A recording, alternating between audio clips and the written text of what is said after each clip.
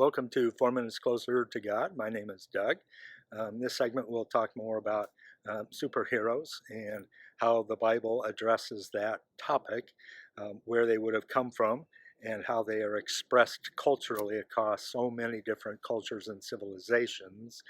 And so the idea is that if you were to ask a person who lived around the time of Jesus, what led to the state that the world was in at that time, the answer they would have given was the fall, which is shown in Genesis 3, where the Nachash serpent gives Adam and Eve, or gives to Eve, this forbidden fruit, and she turns and gives it to Adam, and that brought a curse upon the earth, and that curse then is trouble for the rest of us throughout history, and also has developed this kind of bent towards sinning that we experience, some every day and some less often, I hope, as the Holy Spirit works in a person to diminish that nature within us that would lend us towards sinning.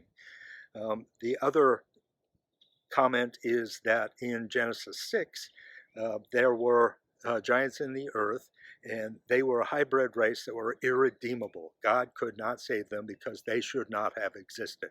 They were the product of angels who disobeyed, and humans who had a bent towards the beauty of the angels that were coming to them, and the lessons that they were able to teach, the technology and knowledge that they brought with them.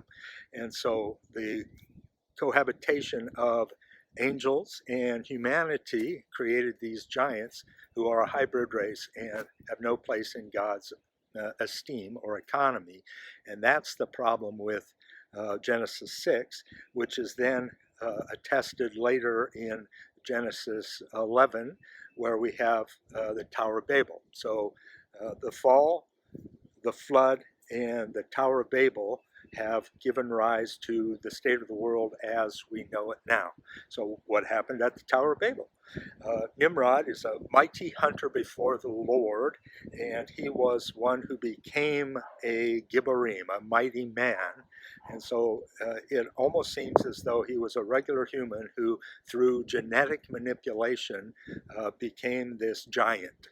And then the story of his existence and his life and exploits were then spread across the world because of the Tower of Babel. So they were trying to build on the plains of Shinar a tower that would reach unto heaven.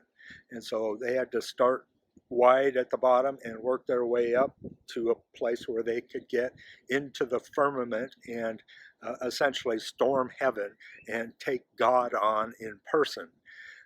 And Nimrod, because of his exploits, was the story of legend for lots of different cultures as they were dispersed across the world at the time of the Tower of Babel.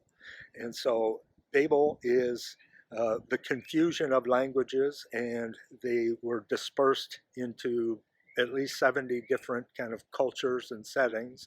And from those we get stories in Sumeria, in Norse mythology, in American Indian culture, as well as South American culture, all these stories of things that are not what we would consider normal today.